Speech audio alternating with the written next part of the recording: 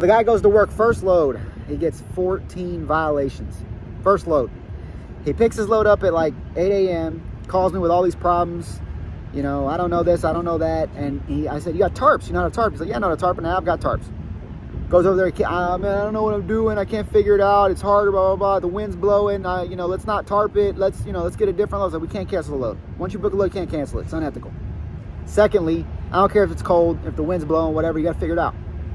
One of the violations that he got, guys, I didn't even know you could get, which is failure to secure your tarpaulin properly.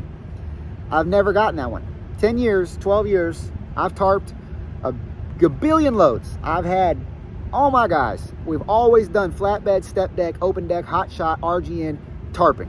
Never, ever did I even know you could get failure to secure your tarpaulin properly. I go back and look at the picture that the DOT officer took. He had one bungee on each corner of the load. That was it. Hot shot guy. One bungee on each corner of the load. Load's 30 foot long. 4 bungees on the tarp. I have no words for that. Like, you know, and then the guy wonders why I fired him. He dropped, it took him 2 days to do a 300-mile load. I gave him an easy load. It was like Jersey to Connecticut or something like that. Took him 2 days to complete it. He picked it up. He drove home, I think is what he did. And because he picked it up late.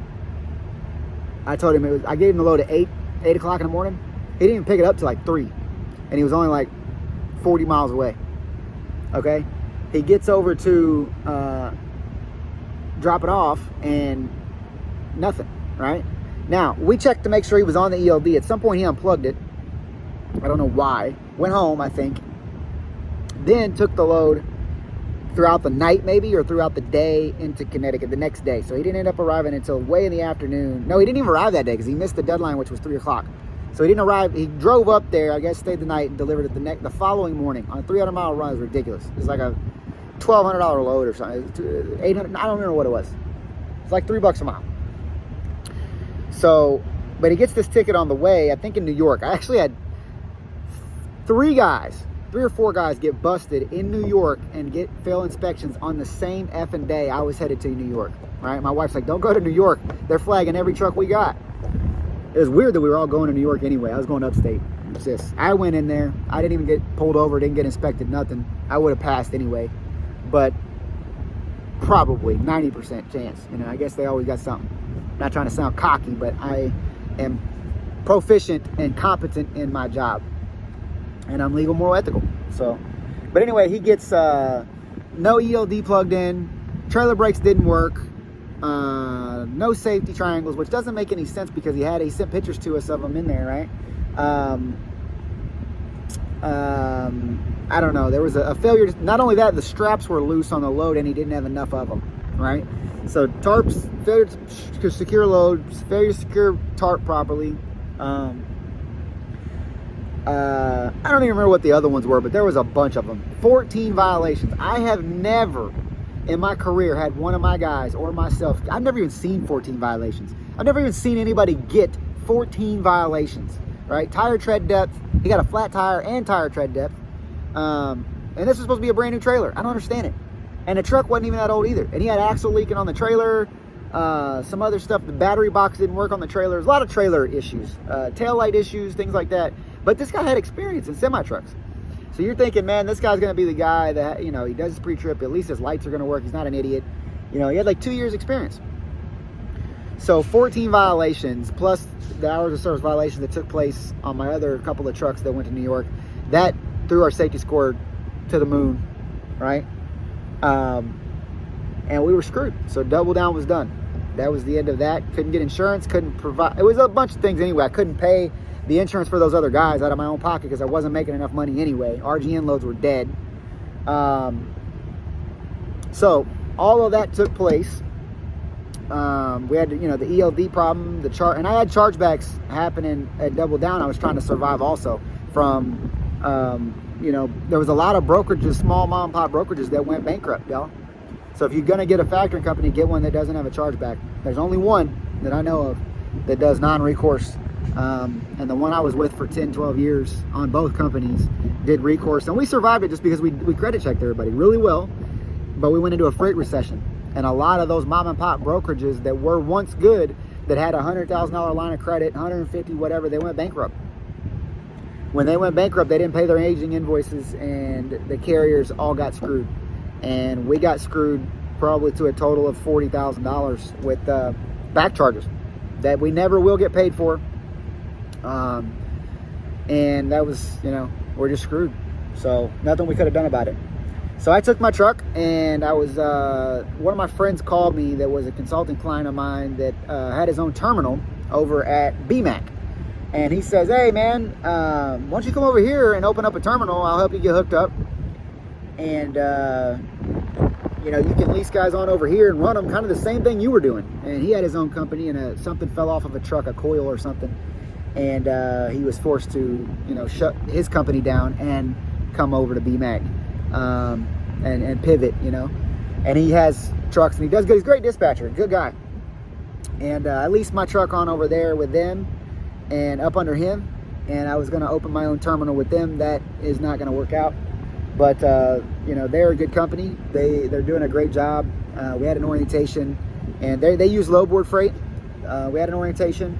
It was good. I have no complaints about them whatsoever. I've been with them now for over a month. And the thing is, guys out here, the freight rates are not great. Everybody knows this stuff is $2, under $2. I parked the RGN because it was, it was only a 40-ton 2-axle anyway. It wasn't a stretch. It wasn't nothing crazy. And a lot of those loads were paying, $280, $290, $3, $310. If it was wide and oversized, they wanted to pay $350. So, by the time you buy permits and deal with the headaches, it's not worth it. It's not. And a lot of guys are going to find that out from the influencers that, convince them to go get a 40-ton or 2-axle RGN. They're going to go broke. Their payments on their trailer are $2,500 a month. Stuff like that. It's harder on your equipment, and they're going to go broke. Because there's too many. The market is, and that market became oversaturated.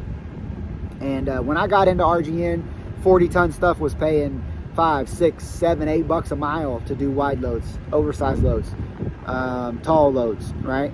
And now, not only did the market become oversaturated, but the exact same time that the market became oversaturated, there's no freight. John Deere's not shipping out stuff and brokering out. They're doing all that in-house. Caterpillar stuff coming from overseas. The ports are dead. The projects aren't happening. They will now under Trump, probably. Things will pick back up, especially in the oil field, things like that. But they, freight went down for RGNs, for everything across the board. They say freight went up like 20%. I don't believe that. Crap freight might have went up 20%, or you might see a 20% increase of available freight that's out there because of the large decrease in the number of trucks that got out and went bankrupt. If you go on Facebook Marketplace right now and look at almost any truck that's been on there for sale for 4, 5, 6 months, a year, and they've dropped the price from 80 to 40, from 60 to 35,000, they're trying to unload those trucks like crazy. Everybody wants out of it. Everybody wants gone. They went and got jobs. A lot of people, right? And the guys that are still staying on that stayed as long as I did, congrats to them, because it was hard.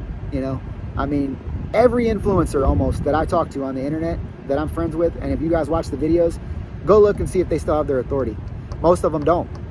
And that's okay. That's fine. That they leased on to Landstar, or that they leased on to Mercer, or that they leased on to whoever, right? Or that they sold their truck and got out of it. Whatever. Or trucks, or, laid guys off and did whatever they did. Cool. But I parked the thing because, number one, Mike come and got in the truck with me again, and we were teaming RGN, and you can't team when you have oversized, right? So it only worked when we had legal loads, and it was working okay for a while. And then when nobody would work with us, that kind of screwed us up. But I didn't try the RGN at BMAC, which they do have. You can do RGN here. I just didn't try it. I was like, well, I think the numbers wise, we'll do more volume per week, 10, 12,000 a week. If we have a flatbed, because we can stay running, doing legal loads. Well, we did that for, and granted, we went through election week and all that. We did that for 30 days, and we did a high gross for this month, which was comparable to what we did in RGN under my company, which is pretty cool with a flatbed. But we didn't make